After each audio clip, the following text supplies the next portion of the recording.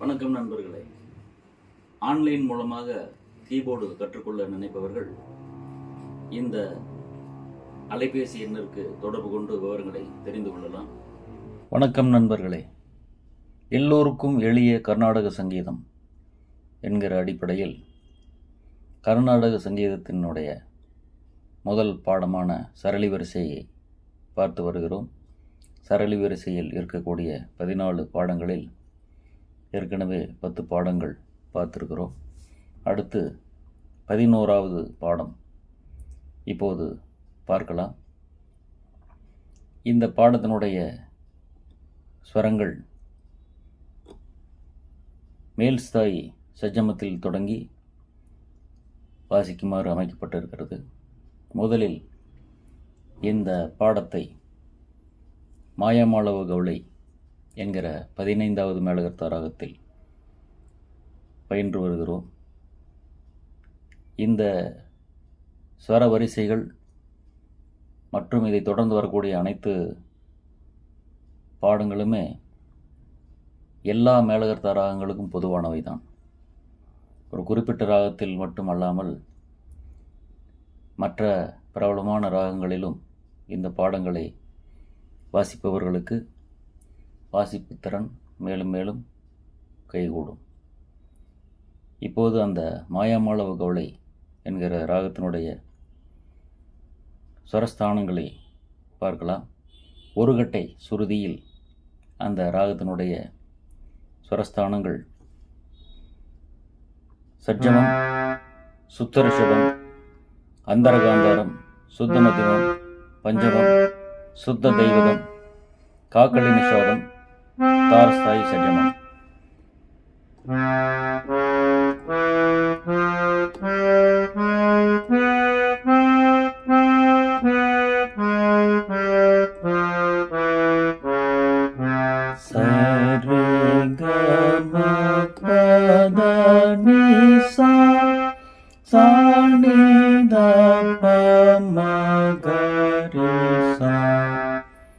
முதலில் தாளம் இல்லாமல் இந்த பாடத்தை முழுமையாக ஒரு முறை வாசிக்கலாம்.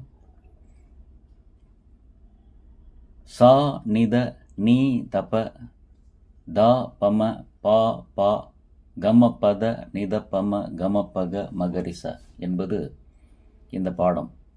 முதலில் வரக்கூடிய சா என்கிற அந்த ஸ்வரம் 2 அச்சர காலத்திற்கு வாசிக்க வேண்டும். அதுபோல் அடுத்து வரக்கூடிய நீ என்கிற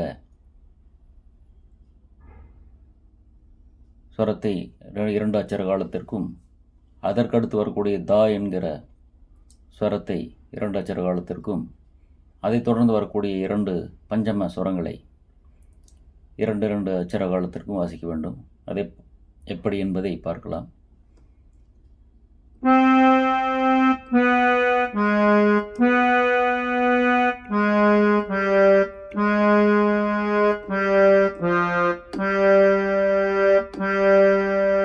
சா நித நீ த ப த ப ம ப ப க ம ப த நீ த ப ம க ம ப க ம க ரி சா.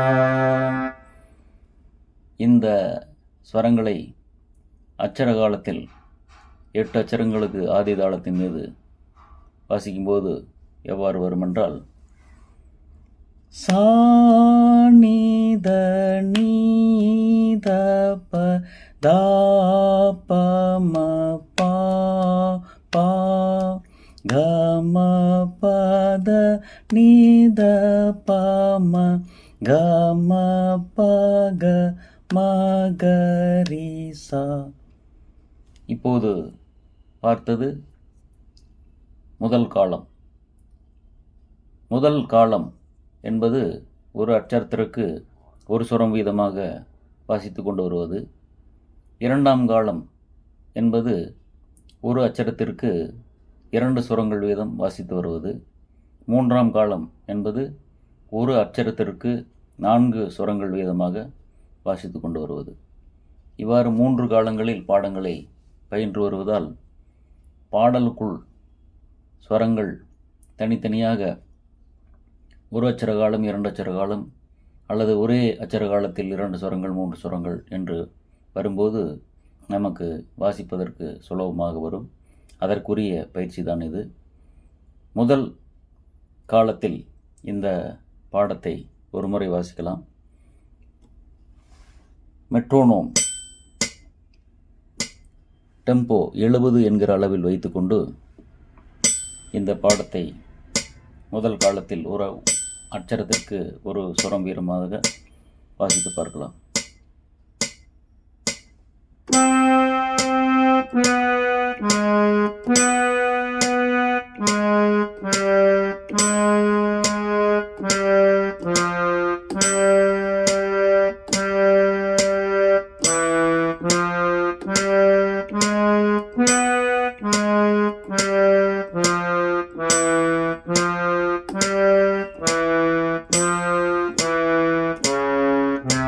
சா நீ த நீ த ப த ப ம ப ப க ம ப த நீ த ப ம க ம ப க ம க ரி சா. அடுத்து இதே பாடத்தை 2ஆம் காலத்தில் வாசிக்கும்போது அந்த 8 அச்சரங்கள் மீது இந்த சுரத்தை எவ்வாறு வாசிக்கலாம் என்றால், சா நீத நீத பத பம பாப்பா கம பத நீத பம கம ப கம கரிசா என்று ஒரு அச்சரத்திற்கு 2 சுரமாக வாசிக்கலாம். இப்போது அதே மெட்ரோனோம் 70 என்கிற டெம்போவில் இந்த 2ஆம் பாடத்தை வாசிக்கலாம்.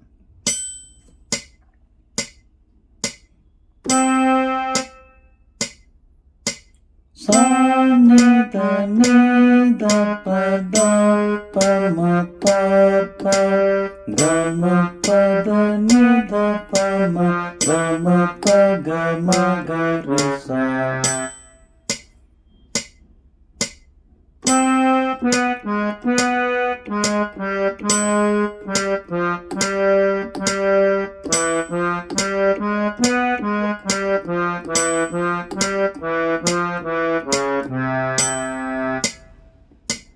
அடுத்து இதே வரிசையை 3ஆம் காலத்தில் வாசிக்கலாம். ஒரு அச்சரத்திற்கு 4 சுரங்கள் வீதமாக 8 அச்சரங்களுக்கும், அதாவது ஒரு ஆவர்த்தனம் முழுமையாக பூர்த்தி அடையும் வரை இதை வாசிக்கலாம். அது கைத்தாளத்தில் 8 அச்சரங்கள் மீது வரும்போது எவ்வாறு வரும் என்றால், சா நித நீத பதா பம பாப்பா கம பத நித பம கம ப கம கரிசா என்று வரும். அதை இப்போது அதே 70 டெம்போ உள்ள மெட்ரோனோம் மீது வாசிக்கலாம்.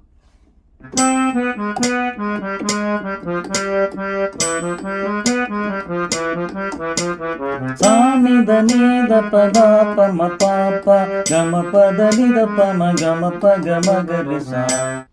இப்போது இந்த பாடத்தை 3 காலங்களிலும் தொடர்ச்சியாக இடைவிடாமல் எவ்வாறு வாசிக்கலாம் என்பதை பார்க்கலாம்.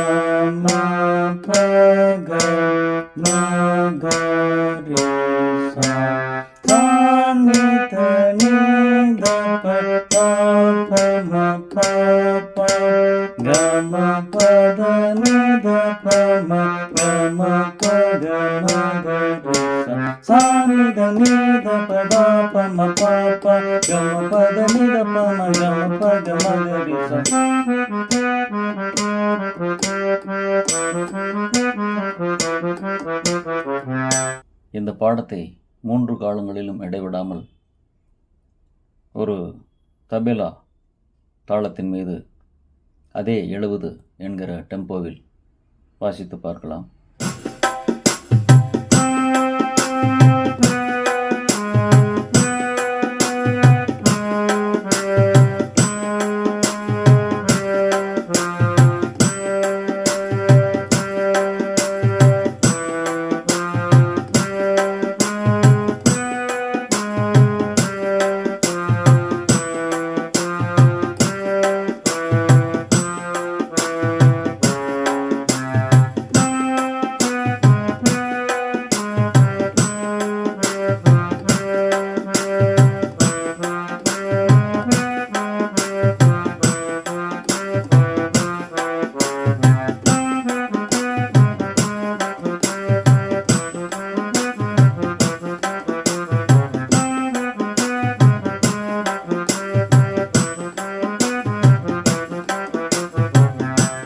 இதே பாடத்தை 3 காலங்களில் இடைவிடாமல் பியானோ போல்டு என்கிற வெஸ்டர்ன் தாளத்தின் மீது வாசித்து பார்க்கலாம்.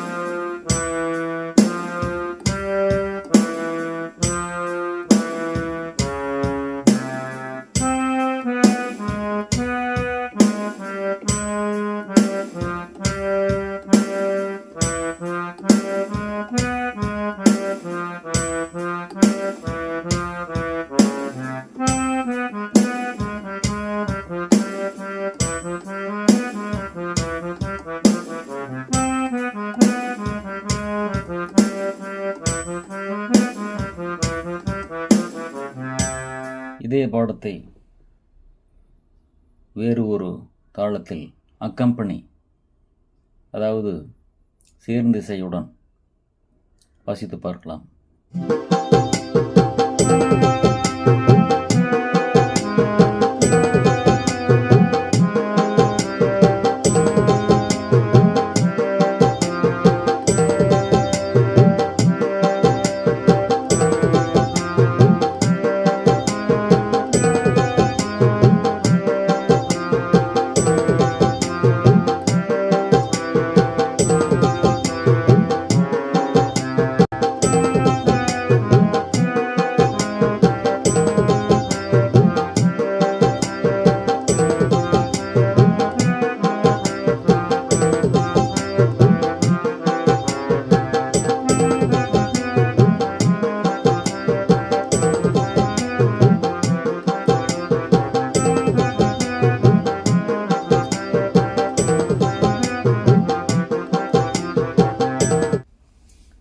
இவ்வாறு வேறு வேறு ஆதிதாளம் சதுச்சுர நடையில் 4/4 என்கிற தாளங்களில் மீது இந்த பாடத்தை வாசித்து பார்க்கலாம்.